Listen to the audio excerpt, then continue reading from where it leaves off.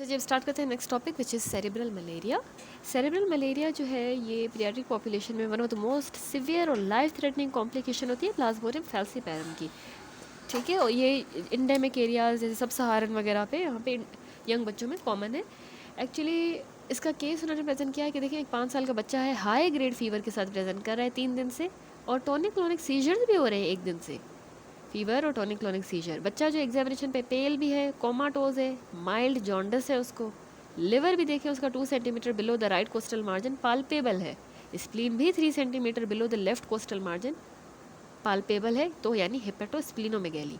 और हमें बच्चे में फंडल हेमरेजेस भी मिल रहे हैं। ठीक है, तो एक टिपिकल केस है सेरेब्रल मलेरिया का। Actually cerebral malaria most severe जो न्यूरोलॉजिकल कॉम्प्लिकेशन है, सिवियर मलेरिया की न्यूरोलॉजिकल कॉम्प्लिकेशन होती है, कॉम्प्लिकेशन है ये। ठीक है, तो जब मलेरिया हो जाता है उससे, तो WHO इसको डिफाइन करता है कि it is in a child के इसमें कोमा हो, अनअरोजेबल स्टेट जो कि मोर देन 30 मिनट्स तक लास्ट करे, 30 मिनट से ज़्यादा, defined clinically by Blantyre coma score BCS of less than 2 in children. ये एक स्पेसिफिक स्कोरिंग सिस्टम होता है कोमा को डिफाइन करने के लिए, उसको कहते हैं ब्लेंटायर कोमा स्कोर। ठीक है, उसमें वो अगर लेस देन 2 हो, यानी एक बच्चे में नंबर 1 कोमा है, नंबर 2 बच्चे में parasitaemia Plasmodium falciparum parasite peripheral blood smear में है, और नंबर 3 उसमें एक्सक्लूजन, यानी कोई ऑब्वियस कॉज नहीं है कोमा का, जैसे हाइपोग्लाइसीमिया, मेनिंजाइटिस, एंसेफेलाइटिस, ये चीज़ें ना हो, एक्सक्लूजन, तो हम कहते हैं कि ये बच्चे को सेरेब्रल मलेरिया है। ठीक है, तो डेफिनेशन यही है, it is a severe form of malaria cause by the plasmodium falciparum manifesting as a coma, convulsions and और हीमोग्लोबिन यूरिया। कोमा होगा, इसमें कन्वर्जेंस होती है और हीमोग्लोबिन यूरिया होता है। ठीक है, क्योंकि RBC ब्रेक डाउन होते हैं और यूरिन में हीमोग्लोबिन आती है।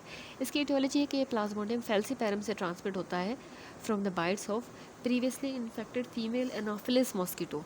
ठीक है, फीमेल, ये ज़्यादातर फीमेल मॉस्किटो ही होती है।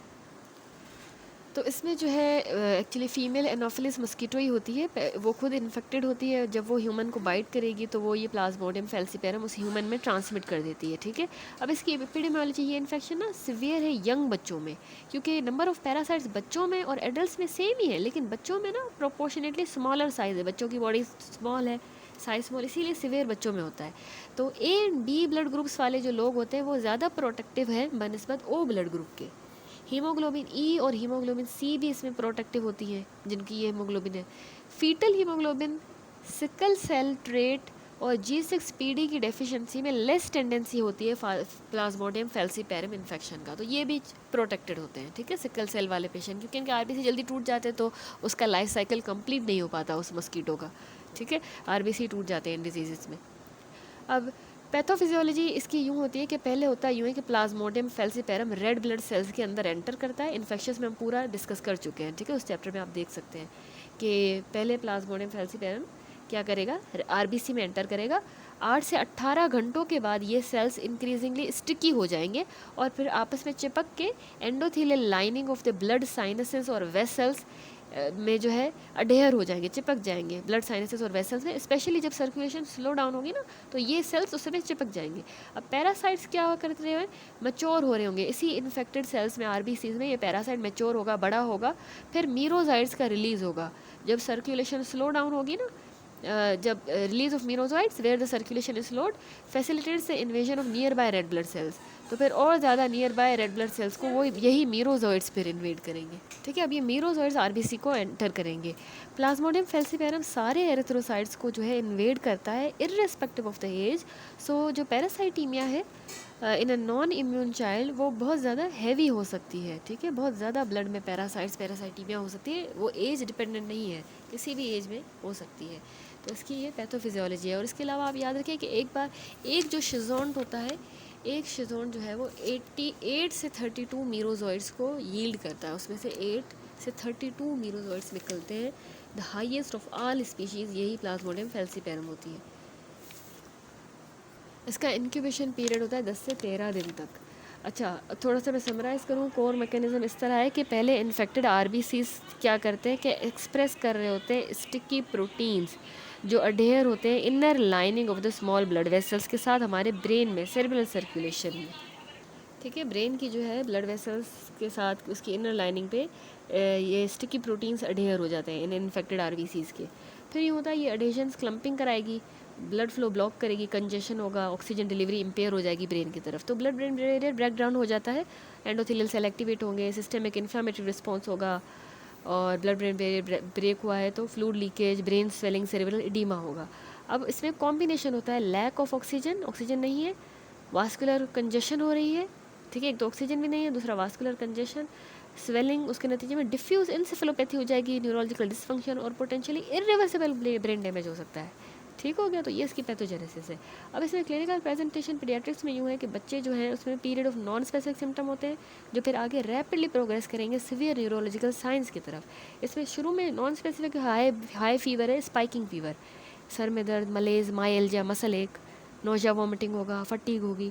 फिर इसमें जो हालमार्क और सिवियर सिम्टम है ना, उसमें कॉन्शियसनेस बच्चे की इम्पेयर होगी, उसको ड्राउजीनेस हो रही है, कन्फ्यूज़ होएगा, गुस्सा आएगा, फिर वो कोमा में चला जाएगा, जो उसका डिफाइनिंग फीचर है।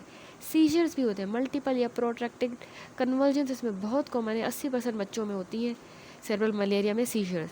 एबनॉर्मल पोस्चर यानी उसके लिम्स और बॉडी इनवॉलेंट्री स्टिफनिंग हो जाएगी, डीकॉर्टिकेट या डेसिबरेट रिजिडिटी होगी, ठीक है। रिटाइनल वाइटनिंग और हेमरेज, ये भी आई एग्जामिनेशन में मलेरिया रिटाइनोपैथी मिलती है, ये स्ट्रॉन्ग इसका क्लिनिकल साइन है जो इसे बाकी कॉजेज ऑफ फीवर और कोमा से डिस्टिंग्विश करता है, रिटाइनल वाइटनिंग या हेमरेज, ठीक है। यही बात इसने लिखी है। Fever increase gradually 1 to 2 days और द ऑनसेट ऑफ फीवर में भी sudden high grade temperature with और without prodromal gel. Complain headache, nausea, generalized aching, particularly back when spleen has enlarged quickly and is tender, there can be pain in the abdomen. Cerebral symptoms में convergence, coma, severe pallor, splenomegaly, hepatosplenomegaly, liver में भी only enlarge at time. तो कैसे diagnose करना है? अच्छा, इसमें associated जो कॉम्प्लिकेशंस हैं वो थोड़ी सी मैं आपको बता देती हूँ क्योंकि इसने आगे डिस्कस नहीं की कि सेरेब्रल मलेरिया में जो other form of severe malaria है जो कॉम्प्लिकेट भी कर सकता है, उसमें सिवियर एनीमिया होती है, हाइपोग्लाइसीमिया, ब्लड शुगर बहुत ज़्यादा डेंजरसली लो हो जाती है, ठीक है, और या तो डिजीज़ की वजह से या एंटी मलेरियल ड्रग्स भी बच्चे ले रहे होते हैं उसकी वजह से भी, अक्यूट किडनी इंजरी, ठीक है, और एसिडोसिस, लैक्टिक एसिड क्योंकि जमा हो जाता है, ये इसमें कॉम्प्लिकेशन होती है। डायग्नोसिस देखिए वैसे है तो एक क्लिनिकल सस्पिशन, बुखार है, हिस्ट्री एंडेमिक एरिया में रहने की, कॉन्शियसनेस अगर एल्टर हुई तो ये इसकी तरफ डायग्नोसिस जाता है। मलेरिया ब्लड स्मेयर हम करते हैं, confirmation of plasmodium falciparum parasite thick and thin blood film पे होगा। Thick and thin blood film most specific test है। इनिशियली हमें रिंग फॉर्म नज़र आती है, फिर 10 दिन के बाद हमें क्रीसेंट्स यानी गेमेटोसाइट्स हमें नज़र आते हैं, शुरू में रिंग फॉर्म्स, तो अप टू 20% आरबीसी इन्फेक्टेड होंगे, thick and thin blood film. दूसरा सीबीसी करवाएंगे तो उस पर हमें ल्यूकोपीनिया मिलेगा, मोनोसाइटोसिस ज़्यादा हो जाएंगे, अनीमिया, रेटिकुलोसाइट काउंट भी बढ़ेगा क्योंकि आरबीसी टूट रहे हैं, ठीक है। इसके अलावा पैरासाइटिक एंटीजन भी डिटेक्ट होता है, ठीक है। इसमें जो है ना आईसीटी मलेरिया टेस्ट भी है, इसमें डीएनए आरएनए भी हम प्रोब से भी डिटेक्ट कर सकते हैं, तो पैरासाइटिक एंटीजन को डिटेक्ट करने के लिए, ठीक है, रैपिड डायग्नोस्टिक टेस्ट है। अच्छा, लंबर पंचर भी परफॉर्म किया जा सकता है बाकी कॉजेज ऑफ कोमा को रूल आउट करने के लिए, जैसे मेनिंजाइटिस वगैरह है बैक्टीरियल, तो उनको न्यूरो इमेजिंग भी अगर सेरेब्रल एडीमिया है तो वो उसमें पता लगेगी जो इसमें कैरेक्टरिस्टिक फीचर है, तो सीटी स्कैन भी होता है, एमआरआई सॉरी ब्रेन का। अब मैनेजमेंट हमने देखनी है कि सेरेब्रल मलेरिया में सपोर्टिव ट्रीटमेंट होता है, ठीक है। सबसे पहले तो जो सपोर्टिव ट्रीटमेंट हम जो दे रहे हैं वो देखें, फिर स्पेसिफिक ट्रीटमेंट। तो सपोर्टिव में अनीमिया के लिए हम ब्लड ट्रांसफ्यूजन देंगे, अगर उसके 6 ग्राम% से हीमोग्लोबिन कम है तो हम ट्रांसफ्यूज़ करेंगे, पैक सेल्स 10 ml पर kg के हिसाब से, ठीक है। और जो इसमें हाइपोग्लाइसीमिया है, हाइपोग्लाइसीमिया को इमीडिएट हमने करेक्ट करना होता है और मॉनिटरिंग करते रहेंगे कि लो ब्लड शुगर तो नहीं हो रही। आईवी 50% ग्लूकोज का बोलस देंगे, आईवी स्टेट, और फिर हम रेगुलर ग्लूकोज के सप्लीमेंट्स देते रहेंगे 10% डेक्सट्रोज वाटर के साथ, ठीक है। इसी तरह सीजर्स की भी मैनेजमेंट आती है सपोर्टिव में, एंटी सीजर ड्रग डायज़ेपाम या फिनोबार्बिटोन, आईवी में डायज़ेपाम ये वगैरह देंगे। फ्लूइड और इलेक्ट्रोलाइट डिहाइड्रेशन ना होने दें, ब्रेन स्वेलिंग को एग्जासर्बेट भी नहीं होने देना, डिहाइड्रेशन भी नहीं होने देनी, ठीक है। ब्लड टेम्परेचर मेंटेन करना है, हाइपर पायरेक्सिया की एग्रेसिव मैनेजमेंट, और नर्सिंग केयर एस्पायरेशन नमूनिया से बचाने के लिए बेड सोर्स, कॉर्नियल डैमेज वगैरह, ठीक है। तो अब आ जाए स्पेसिफिक ट्रीटमेंट पे। स्पेसिफिक में हमने anti malarial therapy gold standard है, पारेंटल ट्रीटमेंट देना होता है, ड्रग हम आईवी के ज़रिए या इंट्रामस्कुलर देंगे क्योंकि बच्चा वही कोमाटोज है, तो आईवी में आर्टिसोनेट दी जाती है। First line drug recommended by WHO जो है वो आर्टिसोनेट है। ज़्यादा इफ़ेक्टिव होती है और सेफ़ होती है बनिस्बत क्विनीन के। अच्छा, आईवी में क्विनीन एक अल्टरनेटिव है अगर आर्टिसोनेट अवेलेबल ना हो, लेकिन उसमें हमें केयरफुल मॉनिटरिंग करनी होती है। क्विनीन देते हुए कार्डियोटॉक्सिसिटी और हाइपोग्लाइसीमिया का रिस्क होता है, ठीक है। तो चाइल्ड को फिर हम ओरल एंटी मलेरियल पे ले आएंगे, आर्टिमिसिन बेस्ड कॉम्बिनेशन थेरेपी पे, जैसे ही वो स्वालो करने के लायक हो जाए। तो यहाँ पे इसलिए ये लिखे आईवी एंटी मलेरियल, फिर ओरल पे ले आएँ जब होश में आ जाए। इंजेक्शन क्विनीन डाईहाइड्रोक्लोराइड बेस्ट आर्टिसोनेट है, ठीक है, वरना फिर क्विनीन डाईहाइड्रोक्लोराइड 300 मिलीग्राम पर 1 ml vial, 20 milligram per kg IV stat and then 10 milligram per kg IV 8 hourly, हर 8-8 घंटे पे 7 दिन तक, ठीक है। पहले हम इमीडिएटली दे रहे हैं उसको 20 मिलीग्राम पर केजी के हिसाब से आईवी स्टेट, फिर हम 10 मिलीग्राम पर केजी के हिसाब से हर 8 घंटे पे आईवी में दे रहे हैं, 7 दिन तक ये उसका लगेगा quinine. 1 milligram in 1 ml of 5% dextrose water over 2 to 4 hour. 8.3 milligram quinine base जो होती है उसमें 10 मिलीग्राम क्विनीन डाईहाइड्रोक्लोराइड है। अच्छा, दूसरा इंजेक्शन क्लोरोक्विन डाईहाइड्रोक्लोराइड, ये क्विनीन क्लोरोक्विन जो है ना, ये 200 मिलीग्राम पर 5 ml का आता है वायल। ये आपने किस तरह देना है, 5 मिलीग्राम पर केजी के हिसाब से दोगे, 10 ml पर केजी ऑफ आइसोटोनिक सलाइन में मिलाकर 3 to 4 आवर्स में, और फिर यही 6 घंटों के बाद दोबारा दोगे। देन गिव 5 मिलीग्राम, शुरू में आप 5 मिलीग्राम पर केजी दे रहे थे, फिर दोबारा आप 5 मिलीग्राम पर केजी 3 दिन तक भी दोगे। क्विनीन सल्फेट एक और ऑप्शन है, 10 मिलीग्राम पर केजी पर डोज हर 8 घंटे पे 4 से 7 दिन तक, ये फिर ओरल दी जाती है, पर ओरल क्विनीन सल्फेट। इसी तरह क्लोरोक्विन सल्फेट या hydrochloroquine sulphate 10 milligram per KG state, फिर 10 मिलीग्राम पर केजी अगले दिन, फिर 5 मिलीग्राम पर केजी अगले दिन, ठीक है। लास्ट है इंजेक्शन आर्टिमिथ्रीन। आर्टिमिथ्रीन भी आजकल यूज़ में है दीज डेज। इसका डोज है 3.2 milligram per KG IM state, और फिर 1.6 milligram per KG per day for 2 days, ठीक है। That's it. तो ये जो इसकी मैनेजमेंट है, आप इतना भी याद रखें कि हम आईवी आर्टिसोनेट दें और आईवी क्विनीन, ये बेस्ट है। डोज वगैरह भी याद करने की ज़रूरत नहीं है। क्राइटेरिया क्या है सेरेब्रल मलेरिया की डायग्नोसिस का? CNS में बच्चा अनअरोजेबल है मोर देन 6 आवर्स तक। अच्छा, वैसे WHO का जो है, मैंने आपको बताया initially start of the topic start करते वक्त, कि मोर देन 30 मिनट्स तक अगर बच्चा अनअरोजेबल हो, 30 मिनट तक, ठीक है। फोकल या उसको जनरलाइज फिट्स हो, ठीक है, सीजर्स।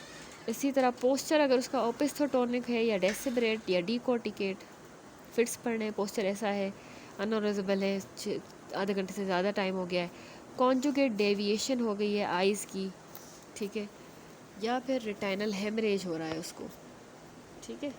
तो रिटाइनल हेमरेज, तो ये हमें सेरेब्रल मलेरिया की डायग्नोसिस की तरफ इशारा है। प्रोग्नोसिस इसकी सेरेब्रल मलेरिया जो है 10 to 30% होती है इसमें मोर्टेलिटी। डेथ ज़्यादातर 24 घंटों में हो जाती है विद इन 24 आवर, जैसे एडमिट किया या ट्रीट किया। अच्छा, कुछ चिल्ड्रन जो है वो रैपिडली प्रोग्रेस, कुछ चिल्ड्रंस में रैपिड और प्रोग्रेसिव रिकवरी हो जाती है, लेकिन मोस्ट ऑफ द टाइम जो ड्यूरेशन है इम्पेयर्ड कॉन्शियसनेस की ट्रीटमेंट के बावजूद जो है वो फ्यू आवर्स से लेके कुछ दिनों तक भी जो है उनकी कॉन्शियसनेस इम्पेयर रह सकती है सेरेब्रल मलेरिया में। मेजॉरिटी ऑफ जो सर्वाइविंग चिल्ड्रन है उनकी फुल रिकवरी हो जाती है, और 10% बच्चों को परमानेंट न्यूरोलॉजिकल डेफिसिट रह जाता है। तो उसमें प्रोग्नोसिस जो है बहुत ज़्यादा वेरी करती है। दैट्स इट, ये टॉपिक कंप्लीट हुआ।